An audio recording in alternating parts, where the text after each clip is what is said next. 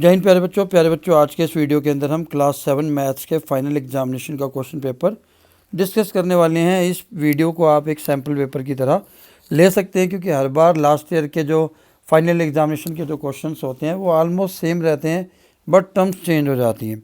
तो आइए शुरू करते हैं आज का वीडियो। आशा करता हूँ कि जो वीडियो को बनाने का पर्पस है वो पूरा हो, आपके बेसिक्स में कुछ इंप्रूवमेंट हो और आपके फाइनल एग्जामिनेशन में कुछ हेल्प हो। तो पहले क्वेश्चन से बात करते हैं। जब भी आपको क्वेश्चन मिलते हैं तो आप पहले जितने इंस्ट्रक्शंस को केयरफुली पढ़ लीजिए, क्योंकि 15 मिनट का आपको टाइम रीडिंग के लिए दिया जाता है। ठीक, फिर एक पेपर को आप एक बार पूरा ध्यान से देख लीजिए कि आपको कौन सा क्वेश्चन आता है अच्छे तरीके से। तो सबसे पहले आप उन्हीं क्वेश्चंस को करें। Question number 1, which of the following is not a rational number. यहाँ पर बोला है not a rational number. 4 option है, 1/8, -5/4, 0/7 और 8/0। तो इसका जो सही आंसर होगा वो होगा 8/0। क्यों? बिकॉज जो रेशनल नंबर होते हैं उनको हम p/q फॉर्म में लिख सकते हैं, जहाँ पर q क्या नहीं हो सकता, 0 नहीं हो सकता। बाकी सभी केस में q 0 नहीं है, बट ऑप्शन डी में q की वैल्यू क्या है, 0, जो कि पॉसिबल नहीं है। क्वेश्चन नंबर 2 की बात करते हैं। इक्वेशन बनानी है, सिंपल इक्वेशन चैप्टर का एक क्वेश्चन है। 2 subtracted from a number is 8। तो हमने क्या किया, let the number be x। अब अकॉर्डिंग टू द क्वेश्चन क्या है कि अगर हम इस नंबर में से 2 सब्ट्रैक्ट करते हैं तो हमें कितना मिलता है, 8, यानी कि ऑप्शन 2 सही होगा। क्वेश्चन नंबर 3 की बात करते हैं। Which of the following value satisfy the equation. ठीक है, तो 5x इज इक्वल्स टू -35 है। आप यहाँ से x की वैल्यू निकाल लीजिए। 5 मल्टीप्लाई में है तो कहाँ जाएगा, डिवाइड में जाएगा। तो 5 7 35 होता है, पर माइनस साइन था तो -7 होगा। तो इसका सही ऑप्शन होगा ऑप्शन 4। ठीक है, अब चलते हैं क्वेश्चन नंबर 4 की तरफ। 4 क्या है, circumference of a circle whose radius is 14। ठीक है, रेडियस कितनी गिवन है, 14 सेंटीमीटर। हमें क्या निकालनी है, सर्कमफ्रेंस। तो सर्कमफ्रेंस का फार्मूला आपने लिख देना है सर्कल का, 2πr है, 2πr। ठीक है, 2π की वैल्यू 22/7 होती है, r की वैल्यू 14 है। ठीक है, तो 7 से 14 को डिवाइड किया तो 2, जब इनको मल्टीप्लाई कर देंगे हम तो ये आएगा 88 सेंटीमीटर, जो कि ऑप्शन डी है। क्लियर? चलिए, लेकिन आपने क्वेश्चन को ध्यान से पढ़ना है कि सर्कमफ्रेंस निकालना है या गिवन है। ठीक है, क्वेश्चन नंबर 5, एल्जेब्रिक एक्सप्रेशन बताना है आपने। 1/2 of the sum of the number x and y, x और y का सम का हाफ। तो जो इसका ऑप्शन 3 सही होगा। 343 को एक्सपोनेंशियल फॉर्म में लिखना है, ध्यान रखना। यहाँ पर बोला एक्सपोनेंशियल फॉर्म। ठीक है, एक्सपोनेंशियल फॉर्म में आपने इसके प्राइम फैक्टर बनाने हैं। 343 किससे स्टार्ट होगा, अगर आप स्टार्ट करें तो सबसे पहले 7 से स्टार्ट होगा। ठीक है, क्योंकि आप ट्राई करेंगे तो 2 से भी नहीं होगा, 3 से भी नहीं होगा, 5 से भी नहीं होगा। 5 के बाद जो अगला प्राइम नंबर है वो 7 है। ठीक है, 7 1, तो 7 कितने टाइम आया, 3 टाइम आया। ठीक है, बेस सेम होती है तो पावर क्या हो जाती है, ऐड हो जाती है, यानी कि 7 की पावर 3। तो ये एक्सपोनेंशियल फॉर्म है इसकी। अगर इन्होंने कहा था स्टैंडर्ड फॉर्म, तो स्टैंडर्ड फॉर्म में आप इसको ऐसे लिखते हैं, 3.43 इंटू 10 की पावर 2। स्टैंडर्ड फॉर्म में हम 10 की पावर के रूप में आंसर को लिखते हैं। क्लियर? अगला question, order of the rotation of rhombus. ठीक है, रोम्बस के बारे में आपको पता होना चाहिए कि रोम्बस की साइड कितनी होती है। ठीक है, रोम्बस की 4 साइड होती हैं। ठीक, और चारों ही साइड क्या होती हैं, इक्वल होती हैं। ठीक, तो यहाँ पर पूछा है ऑर्डर ऑफ रोटेशन। ठीक, तो ऑर्डर ऑफ रोटेशन का मतलब क्या होता है कि रोटेट होने के बाद वो शेप कितनी बार रोटेट करें कि वो अपनी ओरिजिनल पोजीशन पर वापस आ जाए। तो क्या आंसर होगा, इसके 4 ऑप्शन आपके सामने दिख रहे हैं। ठीक है, 0, 1, 3 एंड 2। तो सही ऑप्शन होगा ऑप्शन 4, यानी कि 2 होगा इसका ऑर्डर ऑफ रोटेशन किसका, रोम्बस का। नेक्स्ट क्वेश्चन पे बात करते हैं, क्वेश्चन नंबर 8 की। The mean weight, mean weight निकालना है आपने। मीन क्या होता है, पहले तो आपको एवरेज पता होगा, सिमिलर चीज़ है। मीन का फार्मूला क्या होता है, sum of all observations divided by number of observations. ठीक है, तो आपने क्या करना है, इन सभी को प्लस कर लेना है। 5 kg plus 43 kg plus 18 plus 26 plus 28 plus 46 plus 41। फिर इनको काउंट कर लेना है, कितना है, 1 2 3 4 5 6 7। तो 7 से आपने इन सबको प्लस करना है। 7 से जो भी प्लस करके आएगा आपका, उसको 7 से डिवाइड कर देना। तो आप चेक कर लेना कि आपका ऑप्शन क्या आ रहा है। क्वेश्चन नंबर 9 की बात करते हैं। The cross section we will get on giving a vertical cut to a cube. तो जब भी क्यूब को हम वर्टिकल कट देते हैं, ठीक है, वर्टिकल कट देने के बाद जो इसका क्रॉस सेक्शन यानी कि जो फेस निकल कर आएगा वो हमेशा स्क्वायर शेप का होगा। ठीक है, तो इसका ऑप्शन होगा ऑप्शन 2। 10 की बात करते हैं। The number of edges of a triangular pyramid. Triangular pyramid में कितने एजेस होते हैं प्यारे बच्चों? तो इसमें आंसर होगा ऑप्शन 1, यानी कि ट्रायंगुलर पिरामिड में टोटल 6 फेसेस एजेस होते हैं। ठीक है, तो टोटल 6 एजेस होते हैं। चलिए question number 11।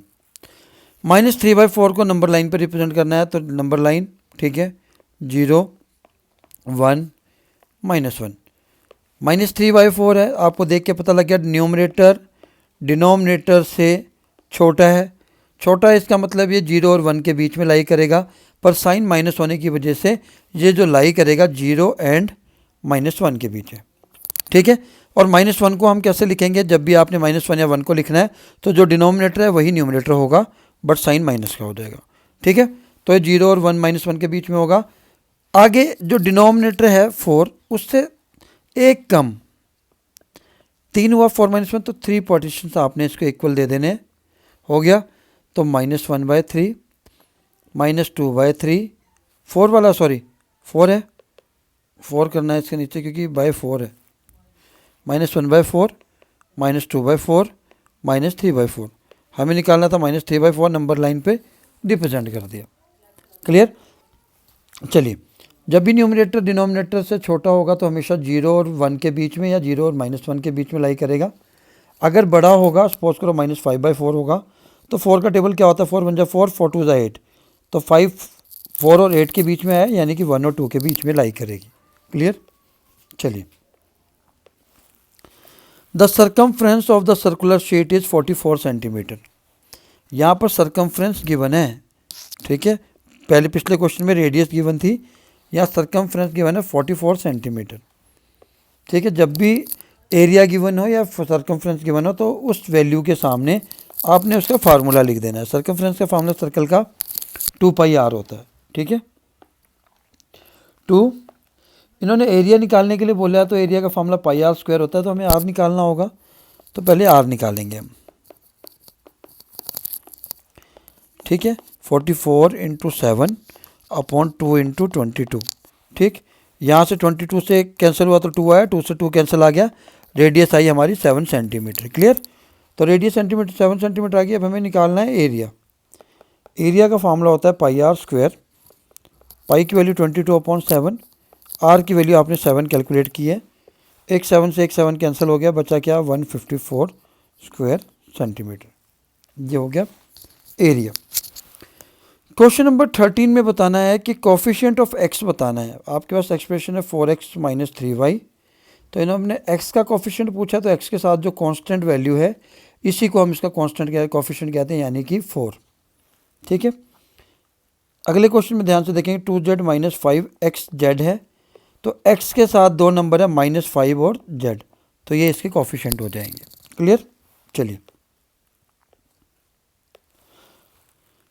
Using the laws of exponent. Laws of exponent को यूज करते हुए आपने इसके आंसर को बताना है। तो सबसे पहला क्या लॉ है? अगर बेस 1 हो, उस बेस की 2 पावर्स होती हैं तो आपस में क्या हो जाती हैं? मल्टीप्लाई हो जाती हैं। ठीक है, और दूसरी चीज़ है, अगर बेस डिफरेंट है और पावर सेम है तो हम उन दोनों को आपस में मल्टीप्लाई करके पावर सेम लिख सकते हैं। तो इन दो लॉ को मैं लगाने वाला हूँ। पहला मैंने लगाया, एक बेस है और 2 पावर है, तो ये आपस में मल्टीप्लाई हो जाएंगे। 2 3 जा 6। ठीक है, मैंने ब्रैकेट ओपन कर दिया। अब आप देखेंगे बेस डिफरेंट है सभी के, पर पावर सेम है, तो ये वाला लॉ लग जाएगा 2 × 3 × 5, इनकी बेस पावर को मैं एक बार लिख सकता हूँ 2 3 × 6 6 5 × 30, तो 30 की पावर 6। क्लियर। चलिए, write the number of edges, faces and vertices of a cuboid. ठीक है, तो क्यूबॉइड की बात करें तो फेसेस होते हैं हमारे पास 6, वर्टिसेस होती हैं हमारे पास 8 और एजेस होती हैं हमारे पास 12। ठीक है, क्लियर हो गया। चलिए, क्यूब और क्यूबॉइड में ये दोनों ही चीज़ें सेम होती है। Next question, find the mode and median of the data. ठीक है, तो मोड हम उस नंबर को कहते हैं जो सबसे ज़्यादा बार आया है, यानी कि most occurring, most time occurring number. ठीक है, और मीडियन का मतलब होता है सेंट्रल वैल्यू, जो सबसे सेंटर में हो।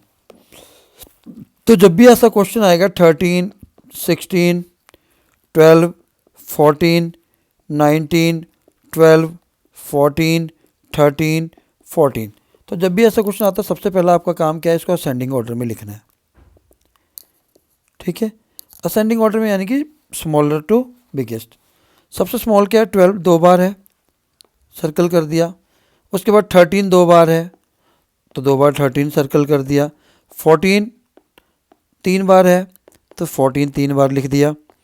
उसके बाद बचा हमारा 16 एक ही बार है, और 19। इससे क्या होता है कि सारे नंबर हमें पता लग जाता है कि कोई नंबर मिस नहीं किया हमने। अब काउंट कर लीजिए इनको, 1 2 3 4 5 6 7 8 9, तो n की वैल्यू यहाँ पर 9 आ गई, यानी कि 9 ऑब्जर्वेशंस हैं। अब पहले मोड की बात कर लेते हैं। मोड क्या, मैंने जो कहा जो सबसे ज़्यादा बार आता है, तो 14 इसमें सबसे ज़्यादा बार आया 3 बार, तो मोड की वैल्यू हो गई 14। तो एक क्वेश्चन में एक से ज़्यादा मोड हो सकते हैं। अगर 13 भी 3 बार होता तो 13 और 14 दोनों ही मोड हो जाते। ठीक है, आगे मीडियन निकालना है। जब नंबर ऑफ ऑब्जर्वेशंस ऑड हो, जैसे कि इस केस में 9 है, तो मीडियन का फार्मूला होता है n + 1/2। ठीक है, n होता है नंबर ऑफ ऑब्जर्वेशन, 9 + 1/2, यहाँ पर th टर्म लिखनी ज़रूरी है। ठीक है, तो 9 + 1 कितना हुआ 10, 10 को 2 से डिवाइड करेंगे तो आएगी टर्म, तो यानी कि 5th टर्म इसकी मीडियन होगी। तो 5th टर्म क्या है हमारी, अगर आप ध्यान से काउंटिंग करेंगे 1 2 3 4 5, सॉरी इसमें जो हमने असेंडिंग ऑर्डर किया 1 2 3 4 5, आपने इस चीज़ का ध्यान रखना है, अगर आप असेंडिंग ऑर्डर नहीं करते हैं तो आपका आंसर गलत आएगा, जैसा कि अभी मैंने गलती से कर दिया था। इस केस के हिसाब से हमारा मीडियन 19 आता है, पर जैसे ही हमने इसको असेंडिंग ऑर्डर में चेंज किया तो हमारा मीडियन चेंज हो गया, जो कि 14 है। तो आपने इस क्वेश्चन में सबसे पहला ध्यान रखना है कि आपने असेंडिंग ऑर्डर में लेके आना है। फिर जो ये फार्मूला लगाकर आपकी वैल्यू आएगी वो टर्म होगी, वो आपने स्टार्टिंग से काउंट करनी, first term, second term, third term, fourth term और फिफ्थ टर्म। 15 14 है, तो 14 आपका आंसर है, ना कि 5। क्लियर। चलिए नेक्स्ट पेज पे मूव करते हैं। In an isosceles triangle the based angles are equal. ठीक है, तो अगर मैं आइसोसेलेस ट्रायंगल की बात करूं, ठीक, कौन सा ट्रायंगल होता है जिसकी 2 साइड इक्वल होती हैं। मान लीजिए ये 2 साइड इक्वल है, मैंने इस पर ऐसे मार्क्स डाल दिए। तो जब 2 साइड इक्वल होती हैं तो ट्रायंगल की एक प्रॉपर्टी होती है कि इन इक्वल साइड के जो ऑपोजिट एंगल होंगे, इस साइड के ऑपोजिट ये वाला और इस साइड के ऑपोजिट ये वाला, ये दोनों एंगल 1 और 2 क्या होंगे, इक्वल होंगे हमेशा। तो इनको हम बेस एंगल कहते हैं। इनको इन्होंने ऑलरेडी इक्वल गिवन है क्वेश्चन में। वर्टेक्स एंगल हमारा 40 डिग्री का है, तो ये वर्टेक्स एंगल है। बेस एंगल निकालना है हमने, तो हम ट्रायंगल की प्रॉपर्टी, एंगल सम प्रॉपर्टी लगाएंगे। क्या होती है कि ट्रायंगल के तीनों एंगल का सम कितना होता है, 180 degree. Angle A plus angle B plus angle C equal to 180 degree. ठीक है, एंगल ए की वैल्यू 40, बी और सी क्या है 1 और 2। ठीक है, 40 को वहाँ ले जाकर माइनस कर दिया मैंने, तो 180 - 40 कितना हो गया,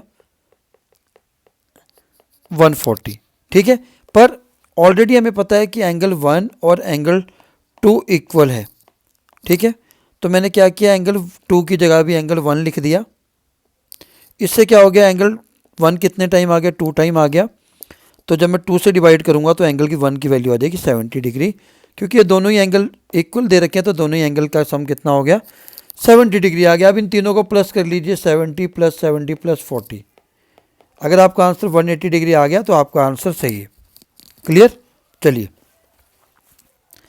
next question. Find 3 rational numbers between 1/2 and 2/3।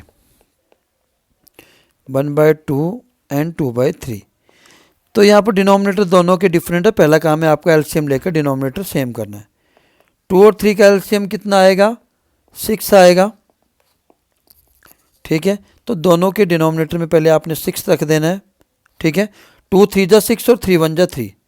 ठीक है, तो यहाँ पर आया आपका 3 2 जा 6, 2 2 जा 4। लेकिन आप अगर ध्यान से देखेंगे, इन्होंने बोला है 3, तो 3/6 के बीच में और 4/6 के बीच में कोई रेशनल नंबर नहीं आ रहा। आएगा, आप इनको फिर से आपको प्लस करना पड़ेगा। तो बेटर आप क्या है, इनको फिर से किसी बड़े नंबर से मल्टीप्लाई कर दीजिए। ठीक है, तो मैं कर देता हूँ 5 से कर देता हूँ, दोनों को सेम नंबर से। यहाँ भी आपको सेम नंबर से ही करना है, क्योंकि डिनोमिनेटर सेम रखना है। 15/30 या 20/30। अब इन दोनों नंबर के बीच में 3 मिल गए, 16/30, 17/30, 18/30। अगर 4 बोले होते तो 19/30 भी हम ले लेते।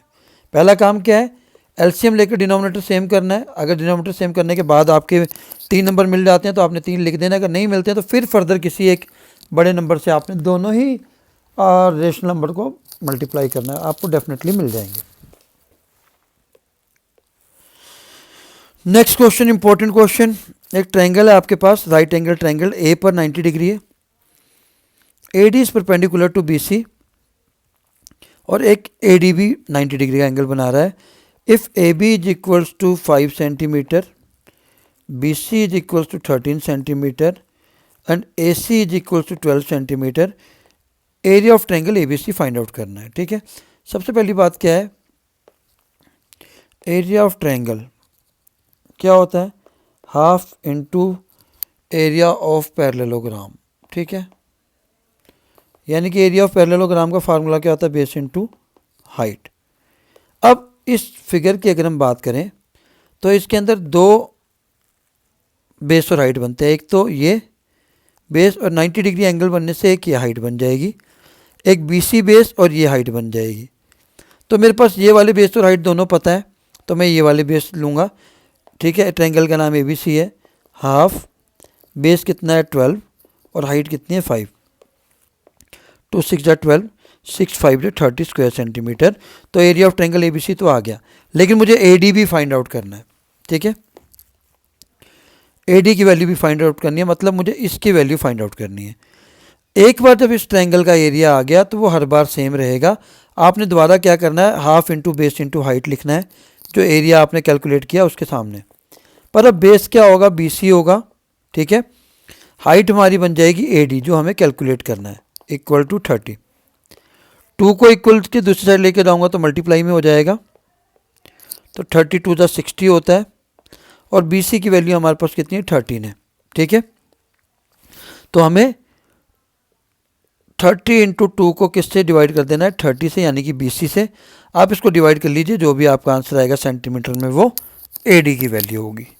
आई थिंक क्लियर हो गया। ठीक है, चलिए। If m is equals to -3, find the value of 3m² -2m -7। ठीक है, m की जगह मुझे -3 पुट करना है। ठीक है, तो मैंने सब जगह जहाँ जहाँ m लिखा था मैंने वहाँ -3 पुट कर दिया। ठीक है, अब करते हैं सॉल्व। जब भी कोई माइनस में नंबर हो और उसकी पावर इवन नंबर हो, जैसे 2 4 6 8 10, तो आंसर हमेशा प्लस में आएगा।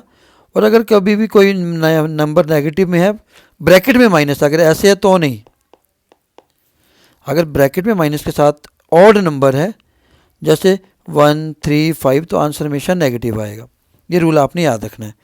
तो यहाँ माइनस की पावर इवन नंबर है, तो आंसर क्या आएगा, प्लस में 3 का स्क्वायर 9 3 जा 27, माइनस माइनस क्या हो जाएगा, प्लस 2 3 जा 6, ठीक है, और -7, ठीक है।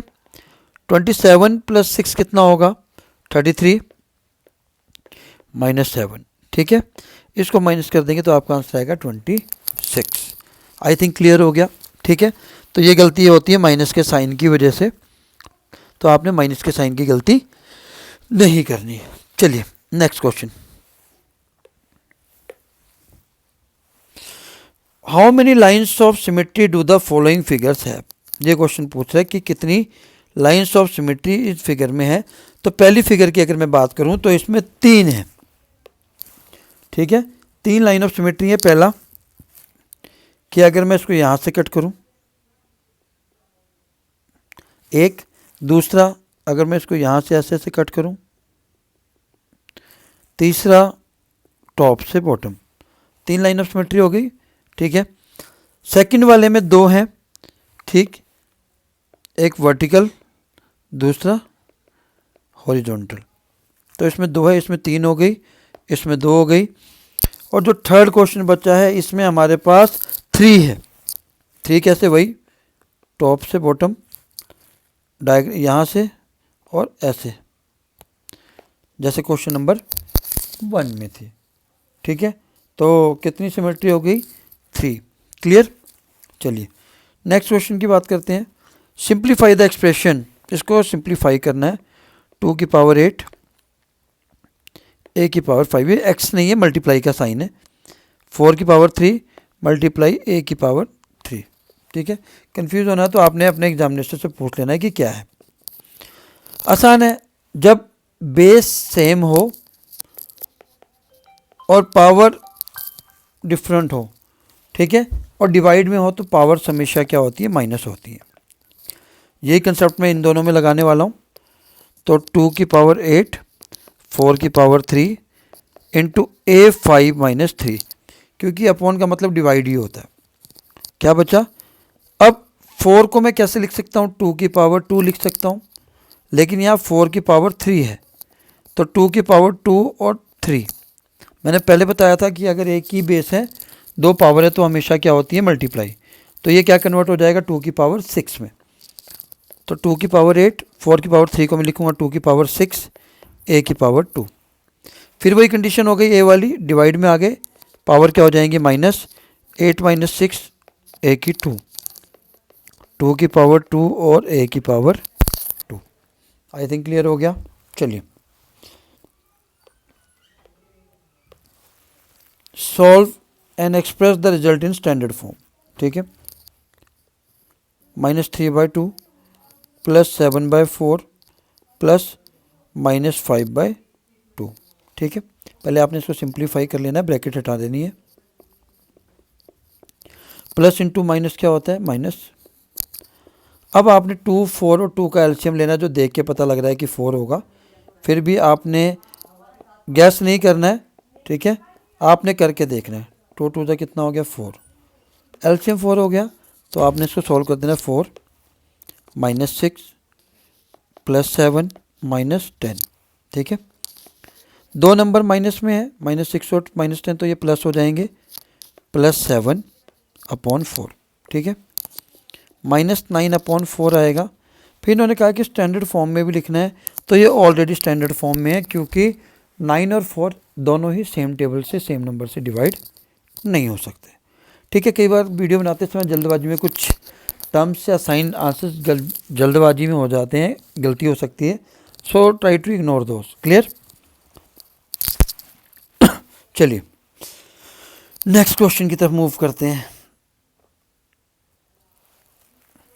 सिंप्लीफाई द एक्सप्रेशन, एक्सप्रेशन है a² + ab + 3 - ab। इन्होंने कहा इस एक्सप्रेशन को सिंप्लीफाई करना है और वैल्यू फाइंड आउट करनी। कब? जब a की वैल्यू 5 है और b की वैल्यू क्या है? -3। लेकिन आपने एक चीज़ का बहुत ध्यान रखना है। क्या? इन्होंने पहले बोला सिंप्लीफाई करो।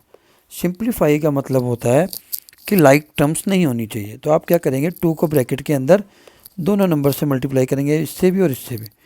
2 को a² से मल्टीप्लाई किया 2a², 2 को ab से मल्टीप्लाई किया तो 2ab + 3 - ab, ठीक है।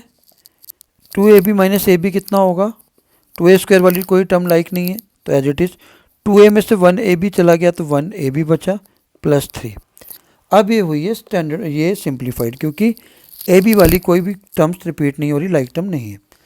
अब इस टर्म में आप a की वैल्यू पुट कर दीजिए। a की वैल्यू 5 है, यहाँ पर a की वैल्यू 5 है और b की वैल्यू -3। ठीक है, ये क्वेश्चन आने के बहुत इंपॉर्टेंट है क्वेश्चन है। 5 का स्क्वायर होता है 25, 5 इंटू -3 -15 +3, 50 -15 +3, तो 50 और +3 को प्लस किया तो 53 -15 कितना हो गया 38 आंसर है। क्लियर। Next question simplify. 3 की पावर 5, 10 की पावर 5 इंटू 25, 5 की पावर 7, 6 की पावर 5। जब भी ऐसे क्वेश्चन आएंगे सिंप्लीफाई वाले तो आपने एक चीज़ का ध्यान रखना है कि जो प्राइम नंबर नहीं है पहले उनको प्राइम नंबर की फॉर्म में कन्वर्ट करना है। तो यहाँ पर 10 और 6 दोनों ही प्राइम नंबर नहीं है। 10 को मैं कैसे लिख सकता हूँ 2 इंटू 5, 6 को मैं लिख सकता हूँ 2 इंटू 3। तो मैं वही कंसेप्ट लगाने वाला हूँ। 3 की पावर 5, 10 को मैंने लिखा 2 इंटू 5 पूरे की पावर 5, 25 को मैं लिख सकता हूँ 5 की पावर 2, 5 की पावर 7, 6 को मैं लिख सकता हूँ 2 इंटू 3 इसकी पावर 5। फिर वही कंसेप्ट लगेगा, अगर दो बेस डिफरेंट हैं उनकी एक पावर है तो उनको मैं दोनों को डिफरेंट करके लिख सकता हूँ। तो यहाँ पर वही कंसेप्ट लगा दिया मैंने, दोनों को डिफरेंट करके पावर के साथ मैंने अलग कर दिया। 5 की पावर 7 नीचे भी सेम, 2 की पावर 5, 3 की पावर 5, 2 की 5 से 2 5 कैंसिल, 3 की 5 से 3 की 5 कैंसिल। ठीक है, 5 की पावर 5 और 5 की पावर 2 ऊपर बचा है, 5 की पावर 7 नीचे बचा है। जब बेस सेम और मल्टीप्लाई में तो पावर ऐड हो जाती है तो ये दोनों कट जाएंगे, आंसर क्या आ गया 1। क्लियर। आई थिंक ये क्वेश्चन भी आपको समझ में आ गया। तो ऐसे ही करना है आपने, जब भी आपको कोई कन्फ्यूज़न हो 2 की पावर 5 अलग अलग करके लिख दिया मैंने, 2 की पावर 5 और 5 की पावर 5 को, फिर उसी को मैंने 5 की पावर 2 कर दिया 25 को, 5 की पावर 7 2 की पावर को 5 के साथ अलग कर दिया, 3 की पावर 5 से अलग कर दिया, जो कटा वो कैंसिल हो गया, काट दिया, बाद में सॉल्व कर दिया। ठीक है, चलिए। Mr. Brijbhushan is the principal of a school. He wanted to improve result of his school, so he asked the examination in charge to prepare result analysis of the particular class. The in charge presented him the given double bar. The answer the following question that based on the following bar graph. इस graph को देख के आपने answer देना है। Which section improved most?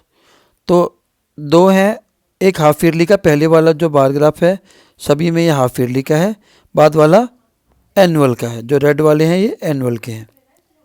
ठीक है, तो अब आप देख के खुद बता सकते हैं कि सबसे ज़्यादा इंप्रूवमेंट किसकी हुई है, सेक्शन ए की, क्योंकि हाफ ईयरली में 62 थे और एनुअल में 75, यानी कि 13 गैप आया। बाकियों में सेकंड वाले में आप देखेंगे तो 8 का गैप है, क्योंकि 58 से 66 चला गया, 70 से 56 आ गया, मतलब डाउन हुआ है -14, 74 से 82 गया है, मतलब 8 का गैप आया है। तो सबसे ज़्यादा गैप हम देख सकते हैं किस में आया है, इसमें तो ए सेक्शन ने सबसे ज़्यादा इंप्रूव किया। The overall result of which section is best, तो सबसे ज़्यादा ऊंचे ग्राफ डी सेक्शन के दिख रहे हैं हमें, तो सबसे ज़्यादा अच्छा रिजल्ट डी सेक्शन का है। Result of which section decrease most, सबसे ज़्यादा डिक्रीज किसका हुआ, तो आप देख सकते हैं कि किस सेक्शन का ग्राफ सबसे ज़्यादा कम हुआ है, ये, तो ये हम लिखेंगे section C. Which section had best result in the half yearly examination, तो पहले वाला ग्राफ हाफ ईयरली का है, तो हाफ ईयरली में सबसे कम किसके हैं 56, ये भी सी का ही है, नहीं ये तो एनुअल का, सॉरी। तो आप देख लीजिए हाफ ईयरली में सबसे कम किसका 62, 58, तो सबसे कम है बी सेक्शन का। ठीक है, तो आपने देख के जवाब देना, ईजी है। Mister Kumar is the businessman as well as the social worker, he always works for the welfare of the villager. In his village, there was no school building, so he plans to construct a school in his village. He purchased the circular land. कैसा land purchase किया उन्होंने, circular land purchase किया, ये वाला। ठीक है, जिसकी radius है 35, ऐसा लैंड स्कूल की बिल्डिंग के लिए परचेज किया। In this he constructed a playground of side 30 metre by 15 metre, 30 metre by 15 metre का इन्होंने एक प्ले ग्राउंड बनवाया। ठीक है, यानी कि जो कि एक क्या है, रेक्टेंगुलर शेप है क्योंकि लेंथ और ब्रेड्थ है। Find the area of the plot. Area plot कैसा है हमारा, सर्कुलर, तो सर्कल का जो एरिया होता है वो होता है पाई आर स्क्वायर। पाई की वैल्यू 22/7, आर हमारे पास 35 इंटू 35 क्योंकि रेडियस हमारे पास कितनी है 35 गिवन है, तो हमने वही किया। ठीक है, अब कुछ नहीं, 7 5 जा 35 होता है। ठीक है, तो आपने इन तीनों नंबर को क्या कर देना है, मल्टीप्लाई कर देना है। तो जब आप इनको मल्टीप्लाई करोगे 22 5 जब 110 होता है, 110 को 35 से मल्टीप्लाई करोगे तो 3850 आएगा आपका आंसर, साथ में स्क्वायर मीटर। तो ये इस प्लॉट का, पूरे सर्कुलर प्लॉट का क्या आ गया, एरिया आ गया। Find the circumference of the school plot. Circumference का मतलब होता है 2 पाई आर। ठीक है, फार्मूला 22/7, पाई की वैल्यू आर है 35, 7 5 जा 35। ठीक है, तो इसका आंसर आ गया 220 metre. Clear. Find the area of the playground, length into breadth, 30 into 15, 450 square metre आ गया प्ले ग्राउंड का area. Perimeter of the playground, perimeter of rectangular shape है, तो इसका पेरीमीटर का फॉर्मूला होता है 2 into length plus breadth. 2 into length है 30 प्लस 15, ये हो जाएगा 45 इंटू 2 कितना हो गया 90 मीटर।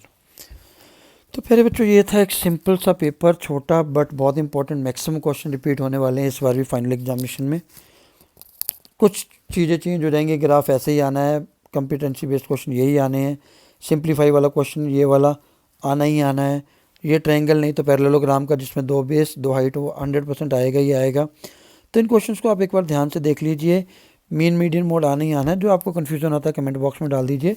अगर आपको वीडियो पसंद आया तो प्लीज़ लाइक करें और शेयर करें ज़्यादा से ज़्यादा अपने फ्रेंड्स के साथ, ताकि उनको भी बेनिफिट हो सके।